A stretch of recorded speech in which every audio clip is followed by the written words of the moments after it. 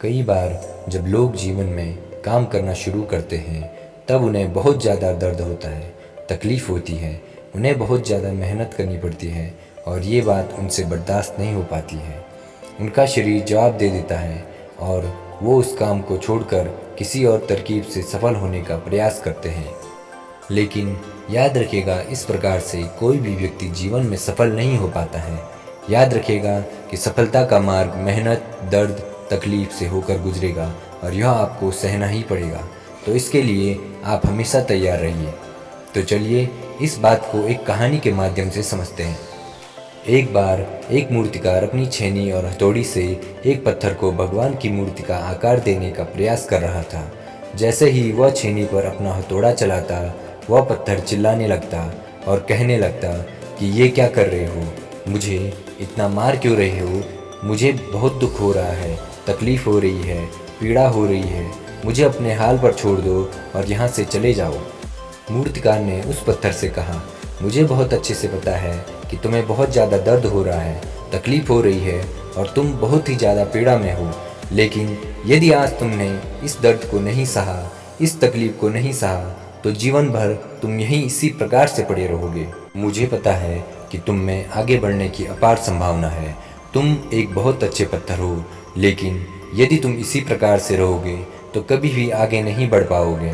इतना कहकर मूर्तिकार ने औजार उठाए ही थे कि पत्थर फिर से चिल्लाने लगा, गिड़गिड़ाने लगा, विनती करने लगा कि मुझे अपने हाल पर छोड़ दो। मुझे पता है कि जीवन के लिए कौन सी चीज़ सही है और कौन सी चीज़ गलत है। मुझे बहुत ज़्यादा दर्द हो रहा है, अब मैं इस तकलीफ़ को बहुत ज़्यादा नहीं सह सकता। मैं जिस हाल में हूँ उस हाल में छोड़कर मुझे तुम यहाँ से चले जाओ। उस मूर्तिकार ने फिर से उस पत्थर को समझाने की कोशिश की कि ज़्यादा अधीर मत बनो और अपने सब्र को बनाए रखो। थोड़ी देर और इस दर्द को सहो। यदि इस दर्द को सह लिया तो मैं भगवान की मूर्ति के रूप में तुम्हारी स्थापना करवाऊंगा और फिर दूर दूर से लोग तुम्हारी पूजा करने आएंगे और पंडित और लोग तुम्हारी सेवा करेंगे। लेकिन पत्थर ने उस मूर्तिकार की एक भी बात नहीं मानी। वह चिल्लाता रहा और अपनी बात पर अड़ा रहा। मूर्तिकार ने उस पत्थर को समझाने की बहुत कोशिश की, लेकिन वह पत्थर नहीं माना। अब मूर्तिकार भी थक चुका था और वह उस पत्थर को छोड़कर आगे बढ़ गया और थोड़ी ही दूर जाकर देखा कि एक और बहुत ही अच्छा पत्थर वहाँ पड़ा हुआ है। उसने छेनी और हथौड़ी उठाई और उस पत्थर की मूर्ति बनाने के लिए वह तैयार हो गया। मूर्तिकार ने छेनी और हथौड़ी का वार दूसरे पत्थर पर जारी रखा। दूसरे पत्थर को भी दर्द हुआ, तकलीफ उसे भी हुई, लेकिन उस पत्थर ने बर्दाश्त कर लिया और देखते ही देखते थोड़े समय के बाद उस पत्थर ने भगवान की मूर्ति का रूप धारण कर लिया। थोड़े दिन बाद उस मूर्ति की एक मंदिर में स्थापना हो गई। धीरे धीरे करके लोग वहाँ पूजा पाठ करने आने लगे। लोगों की मन्नतें वहाँ से पूरी होने लगी और वह मंदिर बहुत ही ज़्यादा प्रसिद्ध हो गया। अब धीरे धीरे करके दूर दूर गांव से लोग वहाँ पूजा पाठ करने आने लगे।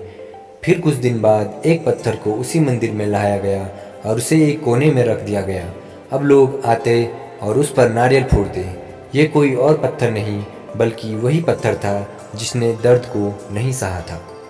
अब वह पत्थर मन ही मन बहुत ज़्यादा पछता रहा था, दुखी हो रहा था और अपने आप से कह रहा था कि काश मैंने उस दिन उस दर्द को, उस तकलीफ़ को सह लिया होता तो आज लोग मेरी भी पूजा करते।